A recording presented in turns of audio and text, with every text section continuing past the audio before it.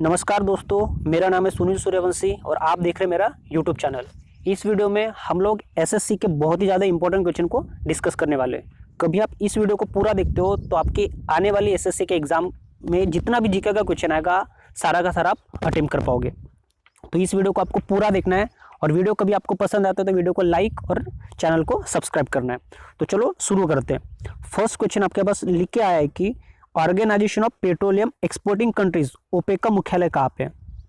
Question आपको बोल रहा है कि organisation of petroleum exporting countries OPEC का मुख्यालय कहाँ है। इसके चार ऑप्शन दिया आपको। फर्स्ट ऑप्शन दिया आपका Kuwait City Kuwait, second option दिया आपका बगदाद इराक, थर्ड ऑप्शन दिया आपका जेनेवा स्विट्जरलैंड और फोर्थ ऑप्शन दिया आपका वियना ऑस्ट्रिया।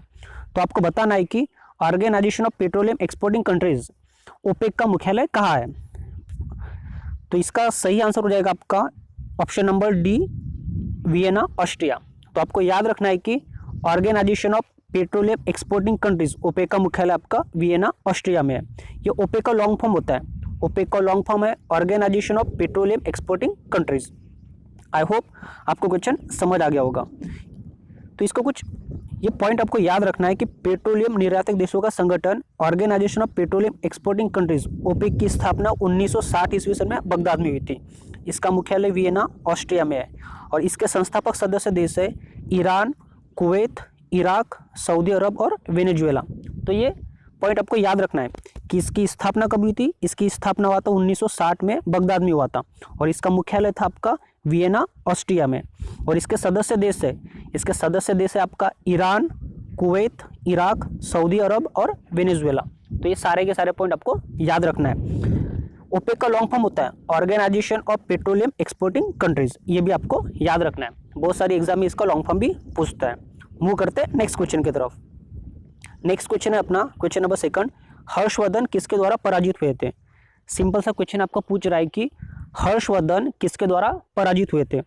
फर्स्ट ऑप्शन दिया आपका जयसिंह, सेकंड ऑप्शन दिया आपका पुलकेशिन प्रथम, थर्ड ऑप्शन दिया आपका पुलकेशिन द्वितीय और फोर्थ ऑप्शन दिया आपका ताइला द्वितीय। तो इस क्वेश्चन का सही आंसर हो जाएगा आपका ऑप्शन नंबर सी पुलकेशिन द्वितीय। याद रखना है आपको कि हर्षवर्धन पराजित हुए थे पुलकेशिन द्वितीय से। सिंपल से इतना आपको याद रखना है। मूव करते हैं नेक्स्ट क्वेश्चन की तरफ। क्वेश्चन नंबर थर्ड बोल रहा है आपको कि इंग्लिश ईस्ट इंडिया कंपनी को किस वर्ष समाप्त कर दिया गया था। क्वेश्चन आपको बोल रहा है कि इंग्लिश ईस्ट इंडिया कंपनी को किस वर्ष समाप्त कर दिया गया था। पहला ऑप्शन दिया आपका 1857 ईस्वी सन, सेकंड ऑप्शन दिया आपका 1856 ईस्वी सन, थर्ड ऑप्शन दिया आपका 1860 ईस्वी सन और फोर्थ ऑप्शन दिया आपका 1858 ईस्वी सन। तो आपको बताना है कि इंग्लिश ईस्ट इंडिया कंपनी को किस वर्ष समाप्त कर दिया गया था। तो इसका सही आंसर हो जाएगा आपका ऑप्शन नंबर डी 1858 ईस्वी सन को। याद रखना आपको कि इंग्लिश ईस्ट इंडिया कंपनी को 1858 ईस्वी सन में समाप्त कर दिया गया था। आई होप आपको क्वेश्चन समझ आ गया होगा। ये सारे के सारे क्वेश्चन बहुत ही ज़्यादा इंपॉर्टेंट है आपके आने वाले एग्जाम के लिए, तो आपको इनको याद रखना है और वीडियो को पूरा देखना है। मूव करते हैं नेक्स्ट क्वेश्चन की तरफ। अच्छा, इसका ये आपको याद रखना है कि 1857 के विद्रोह के समाप्त होने के बाद 1858 ईस्वी सन में ब्रिटिश संसद ने एक कानून पारित कर ईस्ट इंडिया कंपनी के अस्तित्व को समाप्त कर दिया गया था। वही है 1857 का जो विद्रोह हुआ था उसके बाद 1858 ईस्वी सन में ब्रिटिश संसद ने एक कानून पारित कर ईस्ट इंडिया कंपनी को के अस्तित्व को समाप्त कर दिया था। याद रखना आपको कि 1858 ईस्वी सन में ईस्ट इंडिया कंपनी के अस्तित्व को समाप्त कर दिया गया था। मूव करते नेक्स्ट क्वेश्चन की तरफ। क्वेश्चन नंबर फोर्थ, सिंपल सा क्वेश्चन है आपको और एसएससी में बहुत बार इंपॉर्टेंट डे पूछ लेता है। तो ये वाला क्वेश्चन उसी का था। क्वेश्चन नंबर फोर्थ कि राष्ट्रीय ऊर्जा संरक्षण दिवस प्रत्येक वर्ष कब मनाया जाता है।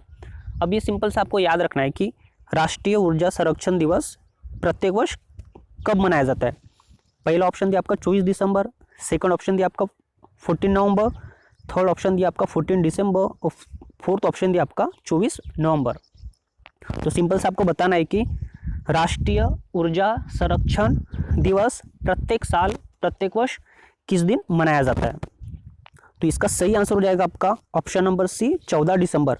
याद रखना है आपको राष्ट्रीय ऊर्जा संरक्षण दिवस हर साल 14 दिसंबर को मनाया जाता है। कभी आपको वीडियो पसंद आ रहा है तो वीडियो को लाइक करना है। मूव करते हैं नेक्स्ट क्वेश्चन की तरफ। क्वेश्चन नंबर फिफ्थ आपको बोल रहा है कि एनी बेसेंट का संबंध किससे था। क्वेश्चन नंबर फिफ्थ आपको बोल रहा है कि एनी बेसेंट का संबंध किससे था। फर्स्ट ऑप्शन दिया आपको थियोसॉफिकल सोसाइटी से, सेकंड ऑप्शन दिया आपका प्रार्थना समाज से, थर्ड ऑप्शन दिया आपका आर्य समाज से और फोर्थ ऑप्शन दिया आपका गदर पार्टी से। तो आपको यहाँ पे ये बताना है कि एनी बेसेंट जो व्यक्ति थे उनका संबंध किससे था, थियोसॉफिकल सोसाइटी से था, प्रार्थना समाज से था, आर्य समाज से था या फिर गदर पार्टी से था। तो इसका सही आंसर हो जाएगा आपका थियोसॉफिकल सोसाइटी। याद रखना आपको कि एनी बेसेंट का संबंध थियोसॉफिकल सोसाइटी से था। याद रखना आपको एनी बेसेंट का जो संबंध था वो किससे था, थियोसॉफिकल सोसाइटी से था। इसके कुछ इंपॉर्टेंट पॉइंट आपको याद रखना है।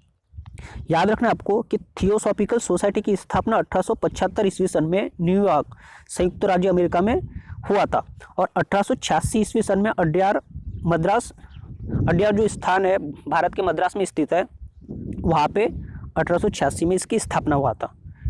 याद रखना आपको कि थियोसॉफिकल सोसाइटी की स्थापना 1875 ईस्वी सन में न्यूयॉर्क में और भारत के मद्रास में 1886 ईस्वी सन में इसकी स्थापना हुआ था। इसके संस्थापक मैडम हेलेना पेट्रोना ब्लावस्की एवं कर्नल हेनरी स्टील ऑलकॉट थे। इसके संस्थापक थे हेलेना पेट्रोवा ब्लावस्की एवं कर्नल हेनरी स्टील ऑलकॉट थे। भारत में सामाजिक सुधार आंदोलन को व्यापक रूप से फैलाने का श्रेय एनी बेसेंट को दिया जाता है। क्वेश्चन अपना ये था कि थियोसॉफिकल सोसाइटी से संबंधित व्यक्ति का नाम बताइए, तो अपना आंसर था एनी बेसेंट। तो थियोसॉफिकल सोसाइटी के बारे में इतनी इंफॉर्मेशन आपको याद रखना है कि थियोसॉफिकल सोसाइटी की स्थापना 1875 ईस्वी सन में न्यूयॉर्क में हुआ था और 1886 ईस्वी सन में भारत में हुआ था। इसके संस्थापक थे मैडम हेलेना पेट्रोना ब्लावस्की और कर्नल हेनरी स्टील ऑलकॉट थे। भारत में सामाजिक सुधार आंदोलन को व्यापक रूप से फैलाने का श्रेय श्री एनी बेसेंट को दिया जाता है। ये पॉइंट आपको याद रखना है। आई होप आपको समझ आ गया होगा। मूव करते नेक्स्ट क्वेश्चन की तरफ। क्वेश्चन नंबर 6 आपको पूछ रहा है कि भारत में किस वर्ष पर्यावरण संरक्षण अधिनियम पारित किया गया था। क्वेश्चन नंबर 6 आपको बोल रहा है कि भारत में किस वर्ष पर्यावरण संरक्षण अधिनियम पारित किया गया था। फर्स्ट ऑप्शन दिया आपका 1973 और 1974, सेकंड ऑप्शन दिया आपका 1983 1984, थर्ड ऑप्शन दिया आपका 2004 2005 और फोर्थ ऑप्शन दिया आपका 2013 2014। तो सिंपल सा इतना सा बताना है यहाँ पे कि भारत में किस वर्ष पर्यावरण संरक्षण अधिनियम पारित किया गया था। तो इसका सही आंसर हो जाएगा 1986। आपको याद रखना है कि 1986 में भारत में पर्यावरण संरक्षण अधिनियम पारित किया गया था। इसके जो ऑप्शन है ये सारे के सारे गलत है, मिसप्रिंट हो गया, ऑप्शन में नहीं लिखा है, बट आपको याद रखना है कि 1986 में भारत में पर्यावरण संरक्षण अधिनियम पारित किया गया था। तो ये आपको याद रखना है 1986। मूव करते हैं नेक्स्ट क्वेश्चन की तरफ। क्वेश्चन नंबर 7 बहुत ही इंपॉर्टेंट क्वेश्चन है और बार बार ये वाला क्वेश्चन पूछा जाता है। तो याद रखना है कि भारतीय संविधान का कौन सा भाग संविधान के संशोधन से संबंधित है। बहुत ही ज़्यादा इंपॉर्टेंट क्वेश्चन है ये। बहुत सारी एग्जाम में ये पूछा जाता है कि भारतीय संविधान का कौन सा भाग संविधान के संशोधन से संबंधित है। फर्स्ट है आपका भाग 10, सेकंड ऑप्शन है आपका भाग 11, थर्ड ऑप्शन है आपका भाग 20 और फोर्थ ऑप्शन है आपका भाग 21। तो आपको बताना है यहाँ से कि भारतीय संविधान का कौन सा भाग संविधान के संशोधन से संबंधित है। भाग 10, भाग 11, भाग 20 या भाग 21। तो याद रखना है आपको कि भारतीय संविधान का भाग 20 संविधान के संशोधन से संबंधित है। ये इसके कुछ इंपॉर्टेंट पॉइंट आपको याद रखना है कि भारतीय संविधान के भाग 20 के अनुच्छेद 368 में संशोधन की प्रक्रिया का उल्लेख है। भारतीय संविधान के भाग 20 के अनुच्छेद 368 में संशोधन की प्रक्रिया का उल्लेख है। और क्वेश्चन अपना ये था कि भारतीय संविधान का कौन सा भाग संविधान के संशोधन से संबंधित है। तो भाग 20 संबंधित है और अनुच्छेद की बात करें तो अनुच्छेद 368 ये संशोधन की प्रक्रिया से संबंधित है। आई होप आपको समझ आ गया होगा और ये पॉइंट आपको याद रखना है। मूव करते नेक्स्ट क्वेश्चन की तरफ। क्वेश्चन नंबर 8 आपको बोल रहा है कि प्रार्थना समाज के संस्थापक थे। क्वेश्चन नंबर 8 आपको बोल रहा है कि प्रार्थना समाज के संस्थापक कौन थे। ऑप्शन दिया आपको फर्स्ट विवेकानंद, सेकंड ऑप्शन दिया आपका आत्माराम पांडुरंग, थर्ड ऑप्शन दिया आपका दादाभाई नौरोजी और फोर्थ ऑप्शन दिया राजा राममोहन राय। बहुत ही ज़्यादा इंपॉर्टेंट क्वेश्चन, एसएससी में इस टाइप के क्वेश्चन आपको दिखते हैं। तो आपको यहाँ से ये बताना है कि प्रार्थना समाज के संस्थापक कौन थे। तो इसका सही आंसर हो जाएगा आपका option number B Atmaram Pandurang. याद रखना आपको कि प्रार्थना समाज के संस्थापक थे आत्माराम पांडुरंग। आई होप आपको समझ आ गया होगा। इसका कुछ इंपॉर्टेंट पॉइंट याद रखना आपको कि केशव चंद्र सेन की प्रेरणा से प्रार्थना समाज की स्थापना 1867 ईस्वी सन में महादेव रानाडेव आत्माराम पांडुरंग ने बंबई में की थी। कभी आपको पूछ लें कि प्रार्थना समाज की स्थापना कब हुआ था, तो याद रखना है प्रार्थना समाज की स्थापना 1867 ईस्वी सन में दो लोगों ने किया था, महादेव रानाडेव आत्माराम पांडुरंग ने। कहाँ पे इसकी स्थापना किया था? इसकी स्थापना किया था बंबई में। तो ये पॉइंट आपको याद रखना है कि प्रार्थना समाज की स्थापना 1867 ईस्वी सन में महादेव रानाडेव आत्माराम पांडुरंग ने बंबई में किया था।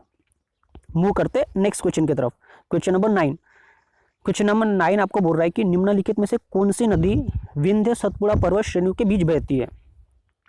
क्वेश्चन है आपका, निम्नलिखित में से कौन सी नदी विंध्य सतपुड़ा पर्वत श्रेणियों के मध्य से बहती है। फर्स्ट ऑप्शन दिया आपको चंबल, सेकंड ऑप्शन दिया आपका केन, थर्ड ऑप्शन दिया आपका गोदावरी और फोर्थ ऑप्शन दिया आपका नर्मदा। तो यहाँ से आपको ये बताना है कि कौन सी नदी विंध्य सतपुड़ा पर्वत श्रेणियों के बीच से बहती है। तो इसका सही आंसर हो जाएगा आपका ऑप्शन नंबर डी नर्मदा। याद रखना आपको कि विंध्य सतपुड़ा पर्वत श्रेणियों के बीच से बहती है नर्मदा नदी। आई होप आपको समझ आ गया होगा।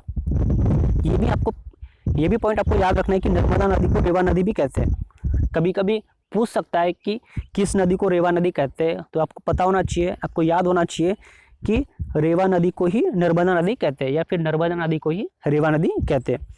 और नर्मदा नदी यह विंध्य और सतपुड़ा पर्वत श्रेणियों के मध्य से बहती है। आई होप आपको समझ आ गया होगा। मूव करते नेक्स्ट क्वेश्चन, और ये इस वीडियो का लास्ट क्वेश्चन है। क्वेश्चन नंबर 10 बोल रहा है आपको कि हिमालय की सबसे पूर्वी चोटी कौन सी है। क्वेश्चन ध्यान से पढ़िए। यहाँ पे आपको ये बोल रहा है कि हिमालय की सबसे पूर्वी चोटी कौन सी है। फर्स्ट ऑप्शन दिया आपका नामचा बरवा, सेकंड ऑप्शन दिया आपका अन्नपूर्णा, थर्ड ऑप्शन दिया आपका कंचनजंगा और फोर्थ ऑप्शन दिया आपका माउंट एवरेस्ट। तो यहाँ पे आपको बताना है कि हिमालय की सबसे पूर्वी चोटी कौन सी है, नामचा बरवा, अन्नपूर्णा, कंचनजंगा या फिर माउंट एवरेस्ट। तो इसका सही आंसर हो जाएगा आपका option number A नामचा Barwa. Himalaya की सबसे पूर्वी चोटी है आपकी नामचा बरवा। हिमालय की सबसे पूर्वी चोटी है आपकी नामचा बरवा, इसका सही आंसर हो जाएगा। आई होप आपको समझ आ गया होगा। और ये लास्ट पॉइंट आपको याद रखना है कि नामचा बरवा 7700 मीटर ऊंची पर्वत चोटी है जो हिमालय पर्वत श्रृंखला में सबसे पूर्वी छोर पर स्थित है। याद रखना आपको कि नामचा बरवा 7782 मीटर ऊंची पर्वत चोटी है जो हिमालय पर्वत श्रृंखला में सबसे पूर्वी छोर पर स्थित है। और क्वेश्चन अपना ये था कि हिमालय की सबसे पूर्वी चोटी कौन सी है, तो याद रखना आपको नामचा बरवा। तो ये इस वीडियो का लास्ट क्वेश्चन था। आई होप आपको वीडियो पसंद आ गया होगा। वीडियो पसंद आता है तो वीडियो को लाइक करना है और अपने दोस्तों के साथ शेयर करना है और चैनल को सब्सक्राइब करना बिल्कुल ना भूलिए। धन्यवाद।